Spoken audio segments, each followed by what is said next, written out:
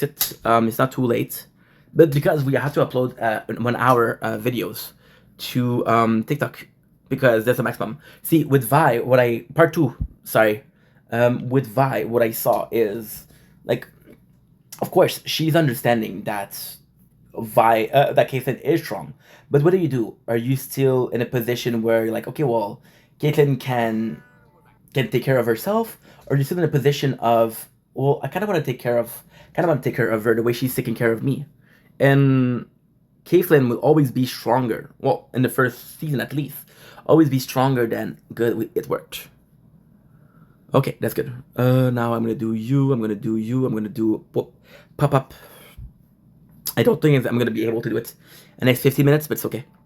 Because in the next 50 minutes, I have to go out, even if there's no sunrise. Because today's a rainy day, there won't be a sunrise. But we still, because we have to go to work, not soon, but not soon. So with Vi, what do? You have this character that is the most important character.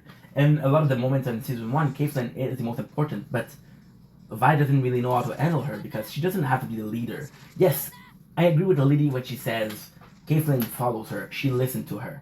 But I don't get the relationship of listen to me or obey me or I'm in charge here. I get almost the fact that maybe in the beginning, but after that they start to trust each other. Because they start to trust each other, they can rely on each other. And that's something that's important for Vi because she never had that. Actually grows to trust Caitlyn. Even though she doesn't have a baseline for all the traumas and hardships of Vi's world, Caitlyn pushes herself to learn. Vi defending Caitlyn's sincerity to Echo, especially in such a hopeful setting, But points to that's the thing that's important. See, you cannot you cannot blame Echo for being against Caitlyn because Caitlyn, ultimately speaking, represents Enforcer, and Enforcer, as time and time again, went against Islam. You know. towards Vi, beginning to hope. As much as Vi is still stuck in the past and using it to cope, Caitlyn inspires her to move forward. Vi begins to heal. Caitlyn is the water of the oil and water duo because she is pure. When Vi is first reunited with Powder, after she lights that flare, you can see for a bit how Jinx's face softens. A bit of powder emerges as Vi, like she By the way, promised, this is the found sunrise. her again. She's there to protect her from By the way, being this is the stolen. sunrise of A this bit of 20th of powder November. emerges as Vi, like she promised, found her again. She's there to protect her from the monsters, and Powder kind of feels safe for a split second. Despite Powder being unstable, especially when Caitlyn comes into the picture, Vi, at this point, is in denial that her sister is a lost cause. This meeting was the one thing keeping Vi going in prison. You see, this is such a beautiful thing because yes, meaning her did prove that Jake's powder was still there. But you see, this is also really important because this is more meaningful when there's a moment where Vi says, "You're too far gone. Powder is dead." And it's been the only thing stopping her from going back into the prison of her own mind. For Vi to accept that Powder is gone would be yet another thing she would blame herself for. But later on, when they meet again on the bridge, after Jinx attacks Caitlyn, aka Vi's better future, Vi is able to go forward with Caitlyn. It's such a beautiful thing thinking that Caitlyn represents the future and James represents the past. It's such a beautiful thing. Instead of backwards with Jinx. The fact that Echo, with his strong association with time, is the one protecting Vi and Caitlyn as they escape to safety from Jinx says a lot about where these two are headed.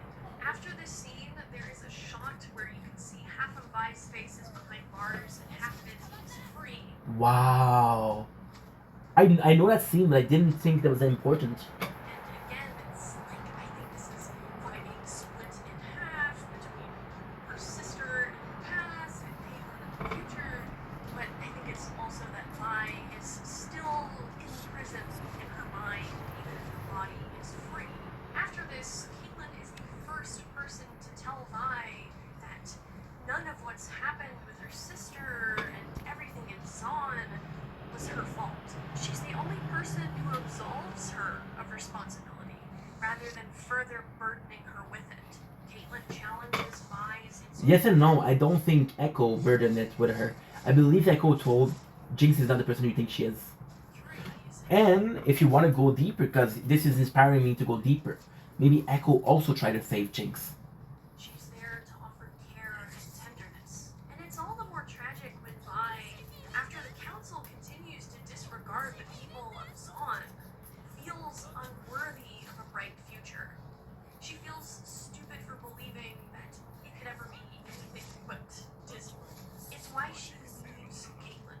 She's lost everything, including self-respect, and she's hollow. Vi's reason for staying alive, protecting her sister and getting her back, is all for nothing, and she blames herself for how everything went wrong. Vi lashes out and seeks the path of violence yet again. She has no one left to lose at this point. Vi has been forced to bottle up her emotions for her entire life. This is the only way she knows how to operate, and when she fights Savika in the last drop, this is almost like a suicide mission slash revenge quest. And it's very fitting that it takes place in her childhood home, as she is still haunted by the memories of this place, even though the last drop has moved on. What she said is true. Vi literally goes into the almost the hideout of these Silco forces, and she's like, okay, who wants to fight? And she's taking on the whole army alone. She hasn't. You can really feel Vi's anguish in that scream in that fight. Vi only wins here because she has a vision of Vander. And while this may seem wholesome, this scene, for me, strongly points to how Vi still uses the past as a crutch. As glittering as this old memory is, Vi still carries this unhealthy concept of responsibility. The whole thing, I agree with what Shape says, but the whole thing is dependent on how you see Vander, because Vander is it sucks, but Vander is the paternal figure of Vi, which is very important, the very important parental figure. See, you can know the parents of a kid, right? And you know his parents, and you know his parents are both pieces of shit. Doesn't necessarily mean that the kid's gonna be a piece of shit, but there's always gonna be this. There's always gonna be this. There's always gonna be this position of, I know your parents. I don't like them. Maybe you're like them, and at the first exact thought of them acting in a bad way, that's why you always say, oh, you're acting like your mother. Oh, you act like your father, right? At the same time, when you like the parents and you see the kids, you're more sweet on the kid, but you have higher expectation, right? Vander was literally the king of the lower city. At the tea party, Vi snaps right back into trying to get Powder back. She's lost everything, and she's so desperate to have her sister back, to have a semblance of this innocence back in her life. When Jinx admits that Jinx was created due to Vi's abandonment of her, Vi doesn't even seem that surprised, and it's because Vi, I think, She knew.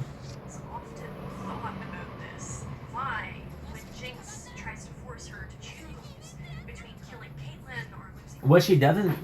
What Lily doesn't mention, which is, I think, very, very important, is she's in a prison, Vi's in a prison, and a lot of the people that are working for Silcos always end up in prison.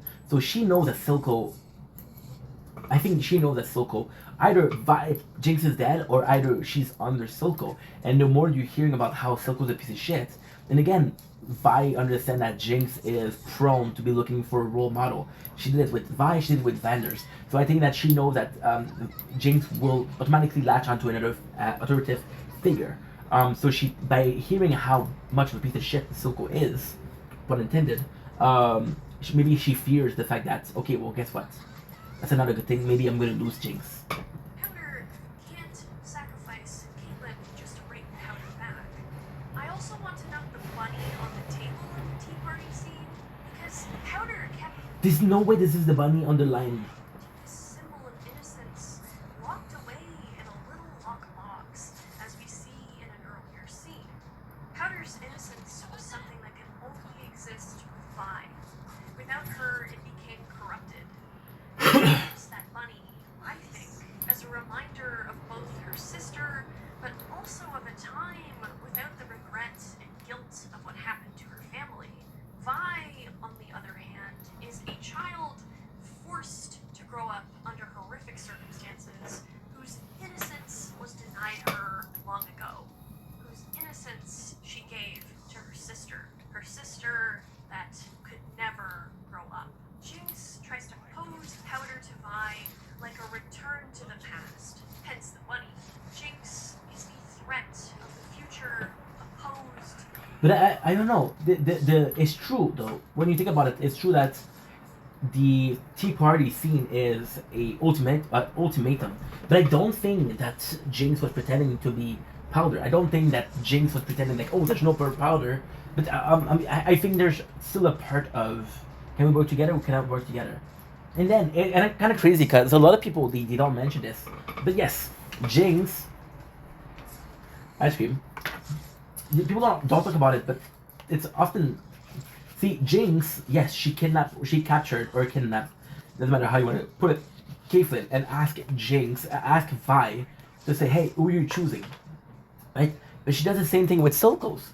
So she asked Vi to sacrifice, to choose between her and Caitlyn. But she's also willing to choose Silco for Vi. Right? So what we're seeing there is kind of cool because she does sacrifice Silco. She does kill Silco. She's like, you know, you're nothing to me. You're nothing to me. And this is, I believe it's a way of saying to Vi, look, I sacrificed what was holding us back.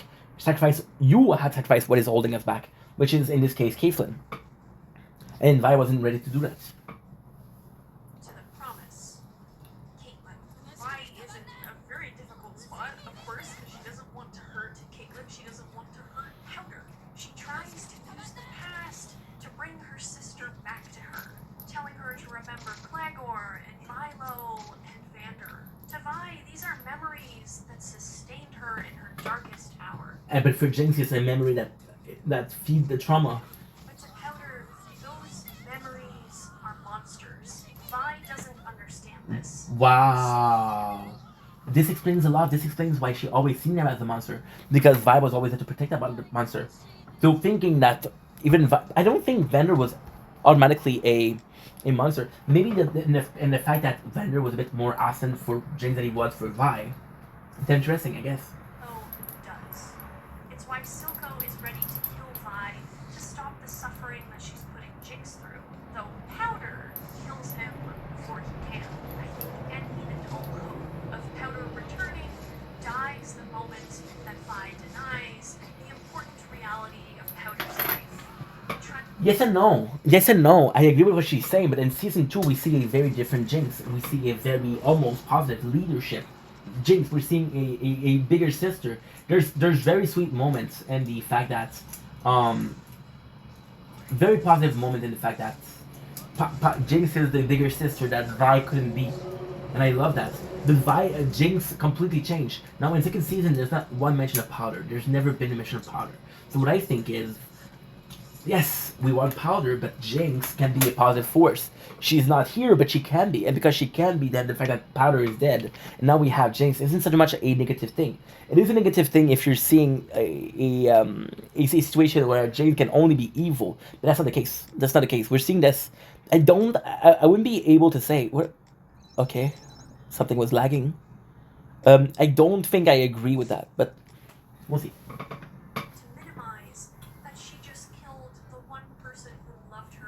The most. Despite her failings. The one person who thought she was perfect no matter what. Vi telling Powder that everything's okay when things are not in fact okay just shows how far gone Vi even is in that moment. Jinx is not wrong when she says they both changed. Vi could not protect Powder anymore, especially considering Powder's monsters came from within. And the innocence of those bygone days that Vi held so dear could never come back. It became fluid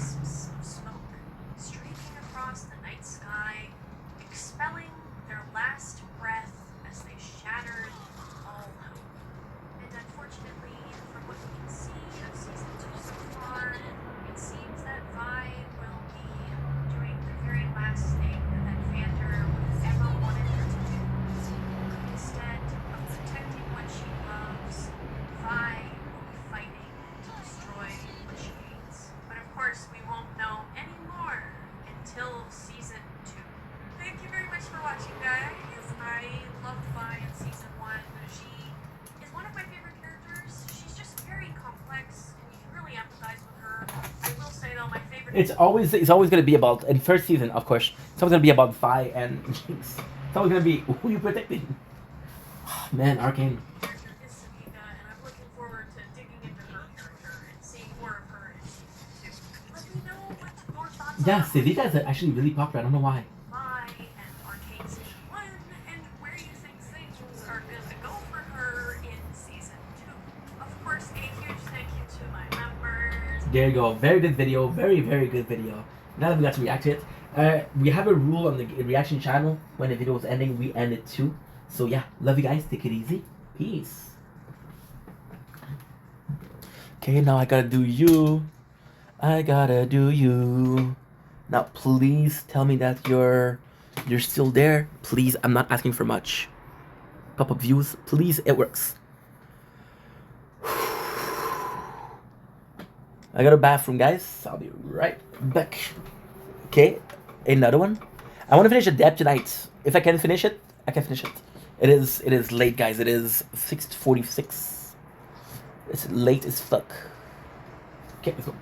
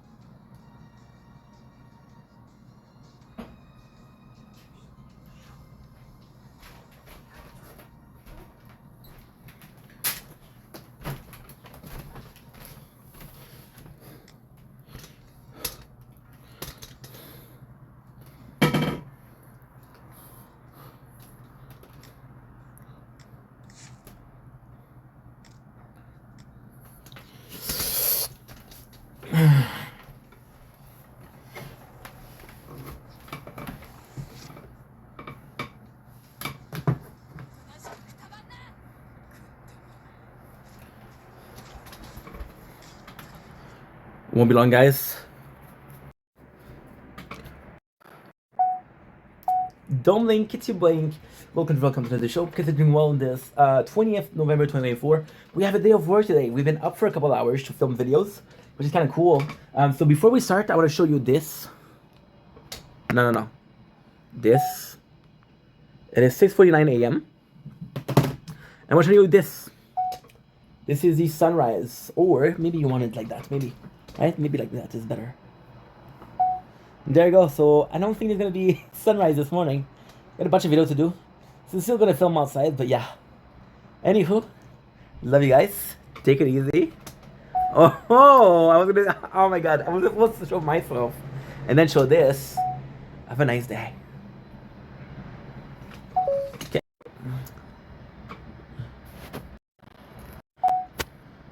Able to finish Tokyo Ghoul, which is great. No, dude, I just want to see Tokyo Ghoul, please. We can move on. We can move on and get on.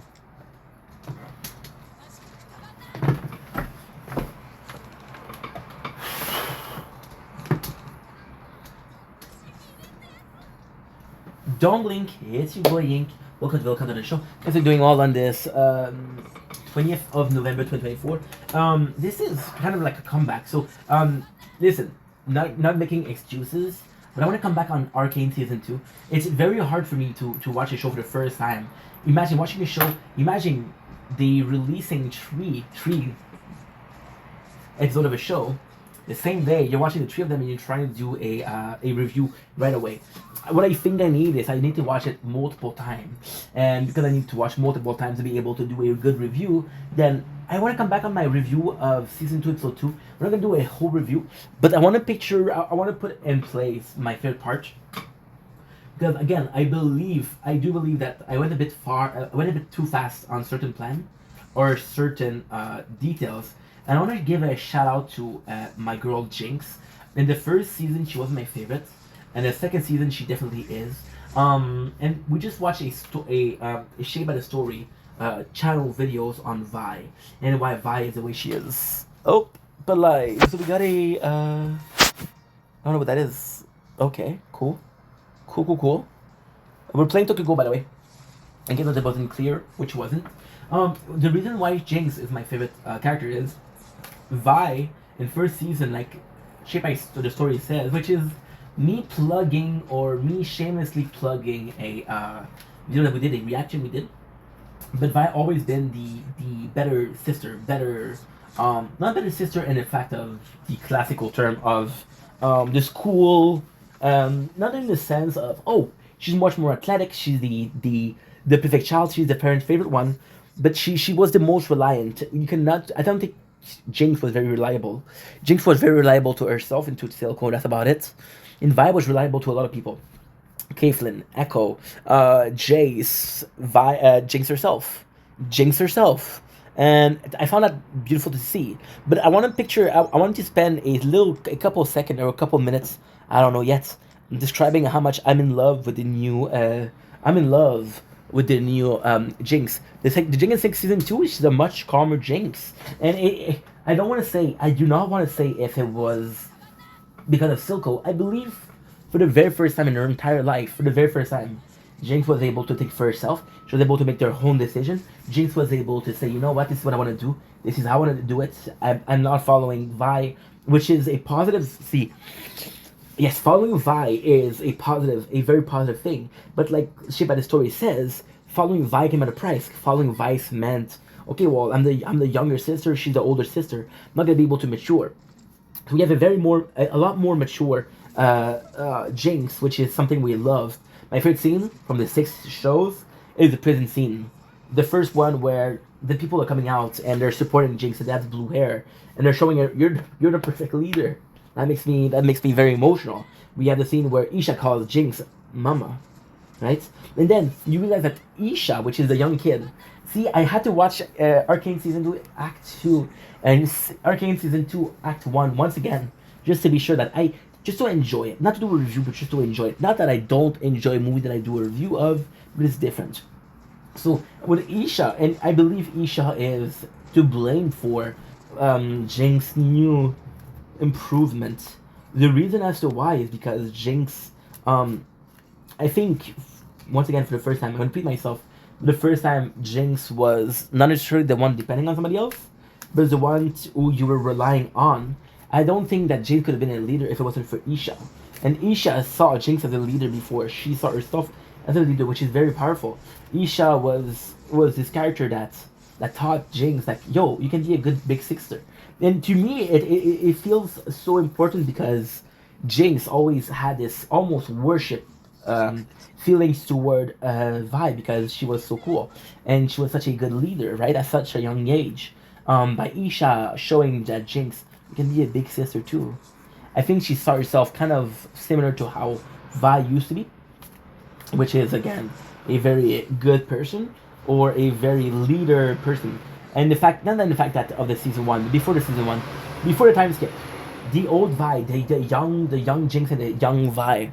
See, and I think it points out a lot, and even Jinx, in the fact that she's a big sister now, she's able to say, you know what, I can be a good big sister, and to a certain degree, she is a better sister to Isha than Vi was to Jinx. Now, of course, Vi was very young. She wasn't old enough to be the big sister. She wasn't old enough to be the parent-child and the relationship between her and Jinx. But at the same time, I think it's such a beautiful thing because Jinx is absolutely phenomenal. See, there's a big difference, and I want to say how much I love Jinx in second season for a very simple reason. Vi is the one that needs help in season 2, and who's there to help them?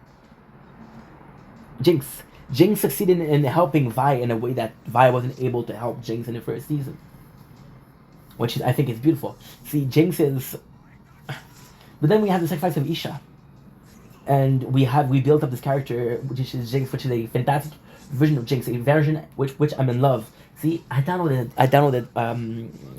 Wild Rift, which is the mobile version of League of Legends, just because of our Jinx. But now we have an issue with Jinx. We just saw Isha dying because we thought Isha dying. Then this is the sunrise, by the way. Shitty sunrise, huh? But yeah, are we gonna be seeing a Jinx that returns to her base at season 1? Or are we gonna be seeing Jinx that is a shadow of herself because she lost Isha? I don't know. I have no clue. Anywho, I love you guys. Take it easy. Bye. Anyway, Tokyo Ghoul. So now what we're gonna do is a video shouting out this beautiful game. We have pretty much done. So what I'm gonna do is I'm gonna pick up this, which is good. I'm gonna pick us level raise. We're gonna pick up this, which is absolutely phenomenal. We're gonna be picking this. Look at the reward we're getting for one only. The rewards here are phenomenal. I want to see how much. I think we have only till 150. It is cold as fuck outside. It is cold as fuck. We have this. What are you trying to say to me? Okay. You're done. Okay, good. So what I'm gonna do, I'm gonna cheat a little bit. I'm gonna go here. I'm gonna go in video. 410. 1, 2. 56. So you're gone. You're gone.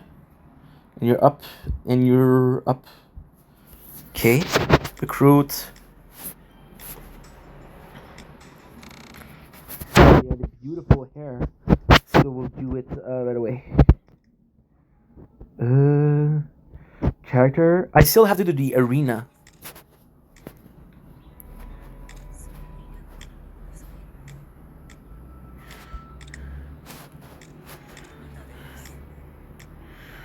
But it's okay, we're gonna have time to do the arena. Or of course, gonna take the time to do the arena. Utah, you're my strong suit. Okay, so I need completed. Nice, we got SS. Now what I'm gonna do is I'm gonna stop this video and we'll restart it in a couple minutes.